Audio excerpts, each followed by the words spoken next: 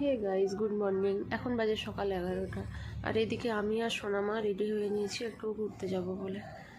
তো সোনামাকে ভাত খাবো বলে আমি একটু ভাত মাখছি। আজকে ও কিছুই দেবো না, ওকে একটু আলু ভাতে ভাত, একটু দুধ মেখে খাওয়াবো। তো দুধ ভাত ও খেতে খুব ভালোবাসে। আর ও তার জায়গায় সে ব্যস্ত, জিনিসপত্র বাসন নিয়ে খেলছে। বাসন নিয়ে খেলার পর ও চলে যায় চাল বের করে চারিদিকে চাল ছড়াচ্ছে। না বললাম, ও তো কিছুতেই কথা শুনলো না। তারপর ওকে একটু ভাত মাখে ভাত খাওয়াচ্ছি। তো এদিক ওদিক ঘুরছে ছুটছে, খাওয়াতেই আমার 1 ঘন্টা চলে গেল। তো দুপুরে আমার ননদ এসেছে, ও তার মেয়ে এসেছে, ওর বোন হয়। এবার ও স্প্রাইট খাচ্ছে আর ওর বোনকে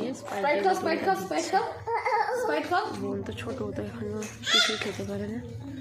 এইভাবেই ও খেলাধুলো করছে।